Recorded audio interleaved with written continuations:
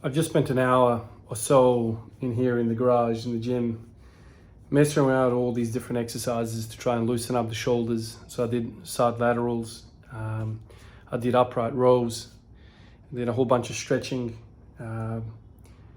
This is a new thing for me. I don't know what's going on, but this virus is, I don't know, I don't think it's happened before.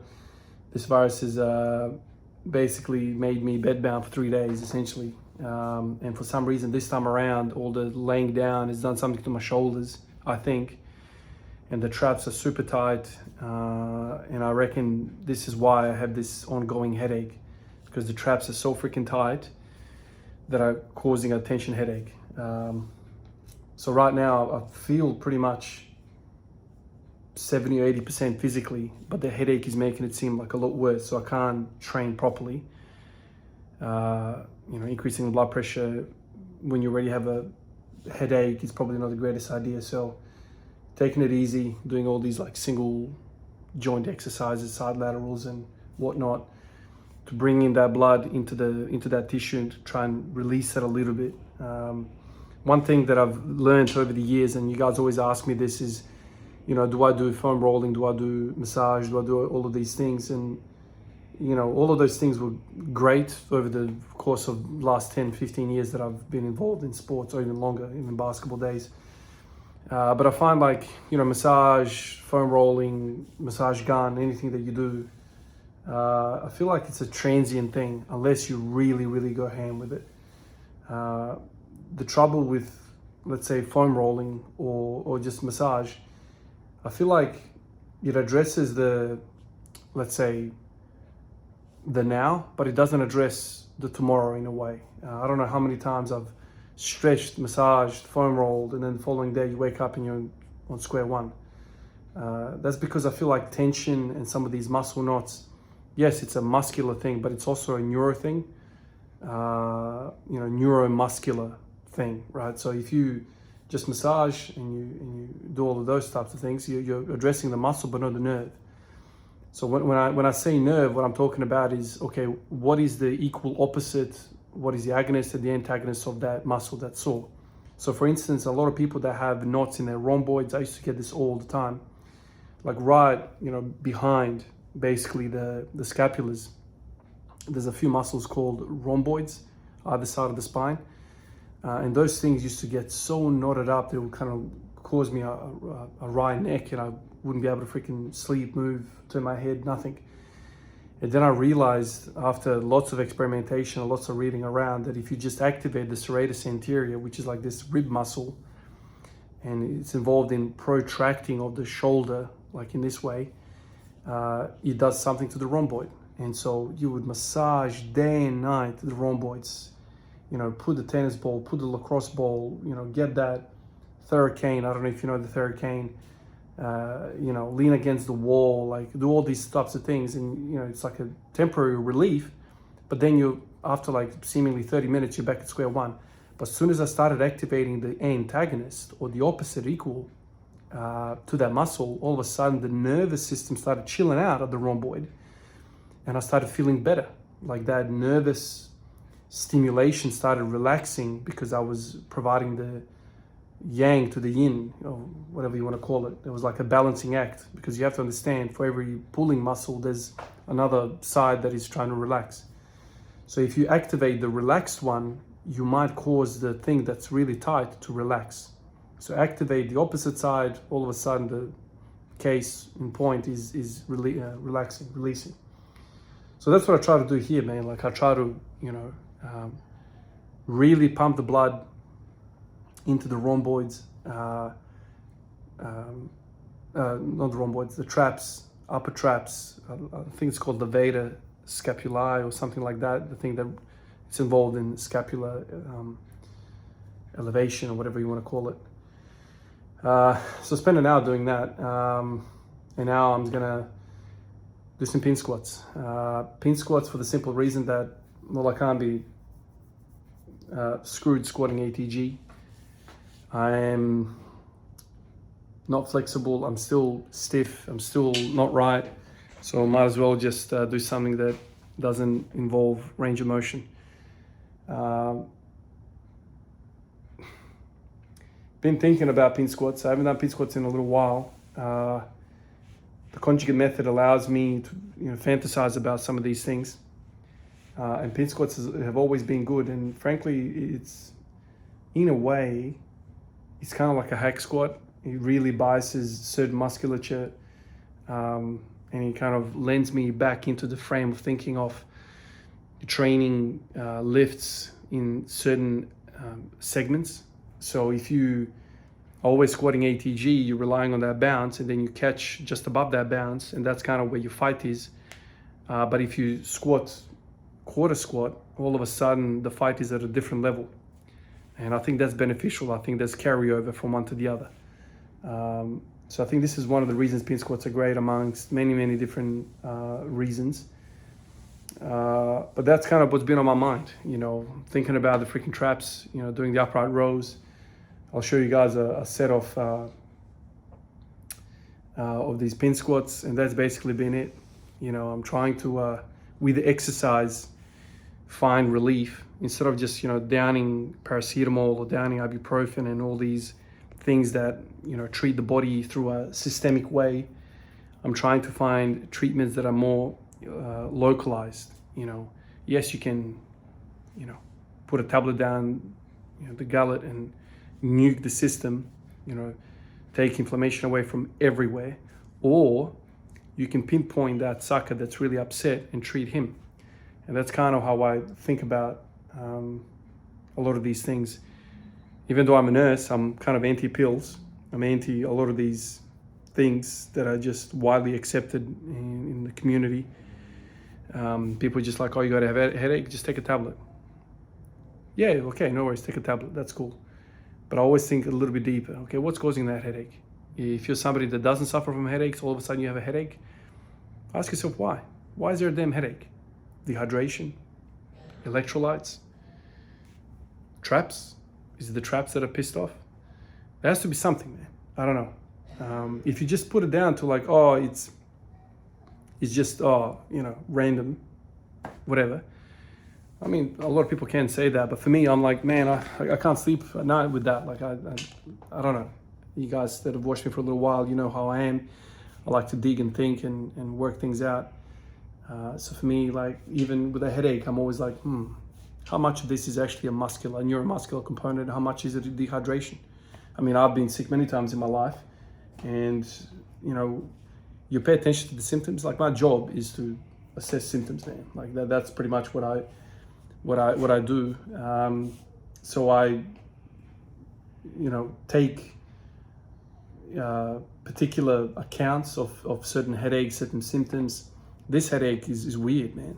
It doesn't feel like a normal headache. I know that sounds weird to you, some of you guys, but this feels a little bit different. And especially, like, I mean, I've been cramping, I don't know if you guys have ever felt a cramp in your damn trap. Like, literally yesterday or the day before, I was rolling around in bed and my shoulder just like cramped up.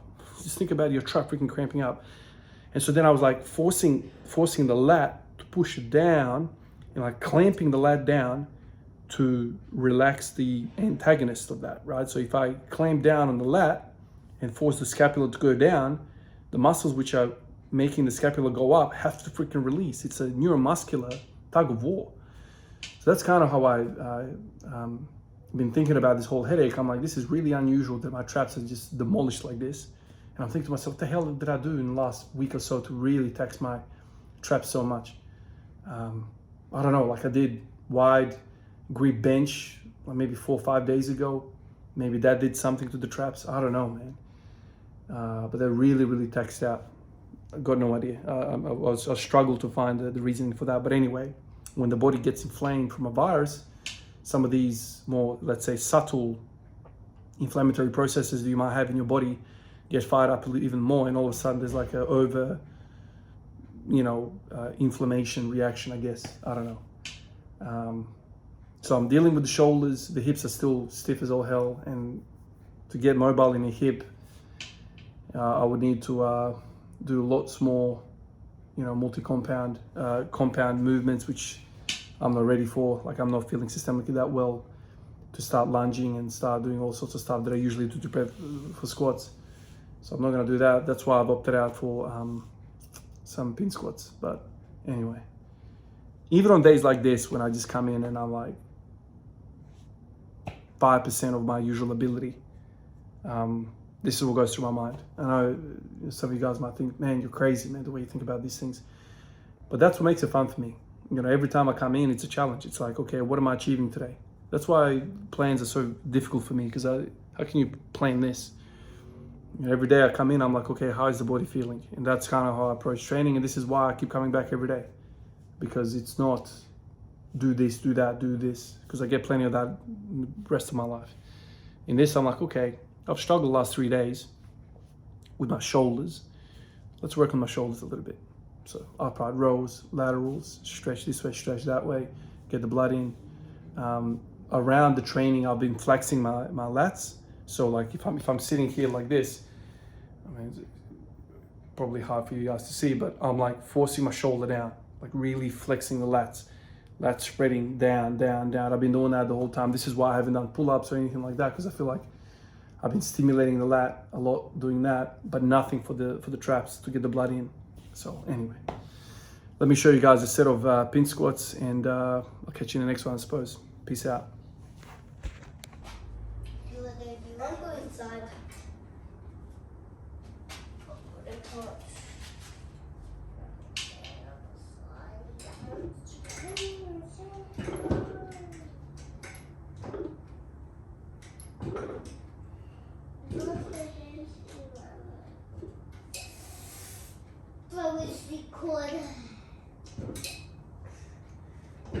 Maybe that's curious story. Yeah, maybe. Maybe if we know. Just before I let you guys go, I want to thank Osman Hoshkor. Hopefully I said that correctly, man. Osman is the latest supporter on Patreon of mine. Osman means a lot, man. You know, I've said it many times. It's always it's a surreal feeling that, you know, there are people out there who support what I do. Sometimes I feel like these videos don't do anything. It's really weird how sometimes, like, you know, there's self-doubt. You know, sometimes you get messages from people that are really negative, and you realize there's a lot of trolls online. There's a lot of people out there who just want to make other people's life a bit harder.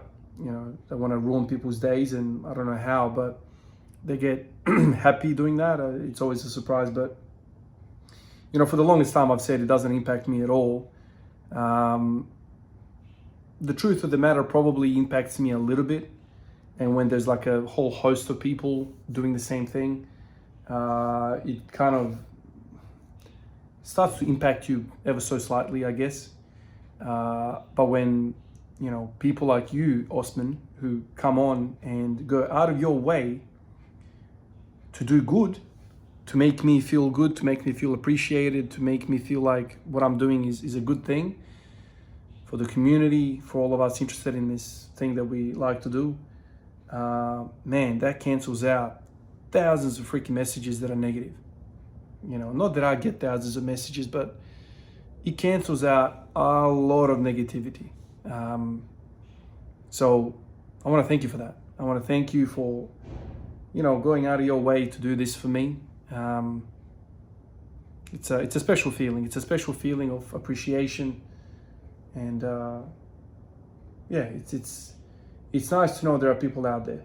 And as we all know, the people that are the loudest are usually people that are really negative for whatever reason. There's a lot of people that appreciate other people for what they do, and it's like a tap in the back type of thing.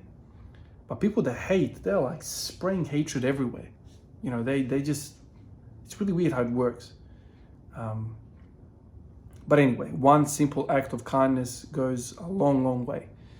Really, really it does. So Osman, without dragging this out 50 hours, I mean, I can talk forever, as you guys know. Thank you. Thank you for doing this, man. It really means a lot to me. really motivates me to continue to do what I do, to continue to share my thoughts in the rawest way I know. I think a lot of us, I mean, the reason why I started making videos like this was because I just wanted realness, rawness, unedited, simple sharing of a passion, sharing of an experience. That is all I want. Kind of like you and I were sitting at a bar having a drink. We were sitting across each other, having lunch together, talking whatever we want to talk about. That's what I wanted out of videos. But the internet space, the social media space started becoming kind of like Hollywood. It's all polished, over polished, fake, makeup, steroids. Just there's no realness anywhere. Nobody's really real. People are just trying to sell you stuff. So what really motivates me to do videos like this is I just want to have a freaking beer with you, man. I just want to have some lunch with you, a dinner with you. And we just want to talk for hours on end about freaking squatting. That's it. Just real stuff. That's what motivated me to make videos like this. I know the majority still wants the polished Hollywood fake, muscles everywhere, Ferraris everywhere, paid chicks everywhere around them, fake crap. That's what sells. That's not going to draw me in. And ultimately, it's nice to know that there are people out there as well who are sick of all that crap and just want a real freaking conversation about real shit, real life, so we can get on with it and make each other a little bit better. Really better. Not, I'll make you better, but you gotta, buy this protein supplement, buy this program, and still not get any results. I don't want anything from you. I just want a conversation in the rawest form so I can share my anecdote with your anecdote and we move on. I feel like a lot of the world has moved away from that for whatever reason, and it's just capitalism, consumerism, and people have lost that human connection. It's really, really weird. I wish more people made videos like this. There are some, and I mean, these are the people that I watch, but all this fakeness is, I can't stomach it. And so when I have supporters like you, Osman, that come out and offer their support, it means the world to me, dude. So thank you for that. Anyway, appreciate you guys, and I'll catch you in the next one. Peace out.